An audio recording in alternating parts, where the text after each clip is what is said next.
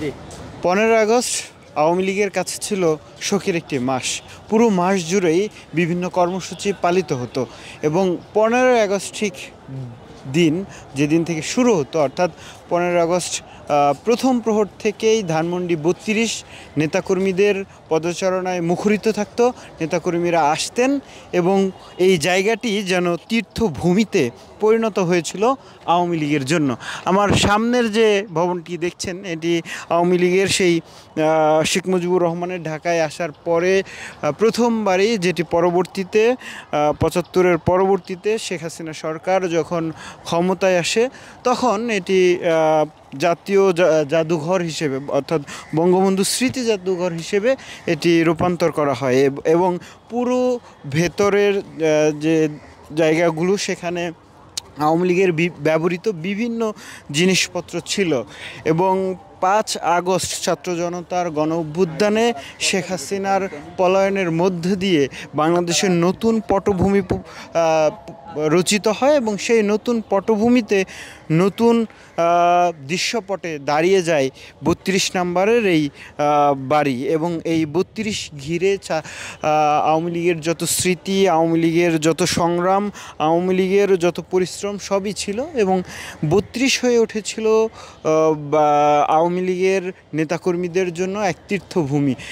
এবং তারা সেই তীর্থভূমিতে তীর্থ করতে 15 আগস্ট বেছে নিয়েছিলেন এবং 15 আগস্ট জাতির পিতা শেখ মুজিবুর রহমান, তিনি তার মৃত্যু হয় এবং 75-এর 15 আগস্ট, এবং সেই দিনটিকে ব্যাপকভাবে সারা দেশব্যাপী সুখ দিবস পালন করে আওয়ামী লীগ নেতৃত্বাধীন সরকার। দীর্ঘ 15 বছর এই ধানমন্ডি 32 পদচারণায় মুখরিত ছিল। নেতাকর্মীরা এই সামনের জায়গাটিতে, অর্থাৎ যে জায়গাটিতে দেখছেন এই জায়গাটি, সামনের জায়গাটিতে যদি দেখানোর চেষ্টা করি আমি, এই জায়গাটিতে একটি শেখ মুজিবুর রহমানের প্রতিকৃতি ছিল, যেটি কিনা 5 আগস্টের পরবর্তী সময়ে ছাত্র জনতার তোপের মুখে, ক্ষোভের মুখে ভেঙে ফেলা হয় এবং সামনেই নেতাকর্মীরা হুড়মুড়িয়ে গায়ে ধাক্কা দিয়ে এই শ্রদ্ধা জানাতেন 15 আগস্টে। কিন্তু আজ সেই চিত্র পাল্টে গেছে, ভিন্ন এক চিত্র, ভিন্ন এক পরিস্থিতি, ভিন্ন এক দৃশ্যপট। কারণ ছাত্র জনতার গণ অভ্যুত্থানে সাবেক স্বৈরাচারী প্রধানমন্ত্রী শেখ হাসিনার দেশত্যাগের পর এই জায়গাটি হয়ে উঠেছে স্তব্ধ এক জনপদ। এই জায়গায় কেউ আসেন না, তবে আজ 15 আগস্ট উপলক্ষে অনেক নেতাকর্মীরাই এই জায়গাটিতে আসার চেষ্টা করেছেন।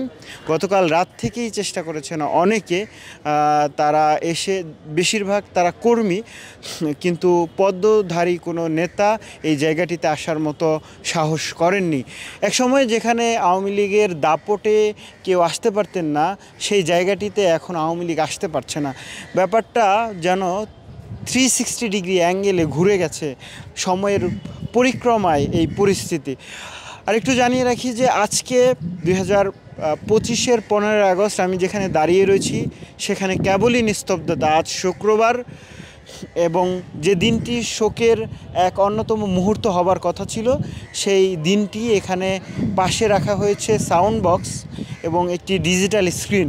সেখানে সাউন্ড বক্সে বাজছে ভারতীয় ডিজে সঙ্গীত, র্যাপ সং, আরও নানান সঙ্গীতে এখানে উদযাপন করা হচ্ছে 15 আগস্ট। এবং সেই সাথে ডিজিটাল স্ক্রিনে দেখানো হচ্ছে জুলাই আগস্টের যে গণ অভ্যুত্থানের ঘটনা, সেই সব ঘটনার স্মৃতি, ডকুমেন্টারি এবং শেখ হাসিনাকে ব্যঙ্গ করে তৈরি করা বিভিন্ন ধরনের ডকুমেন্টারি।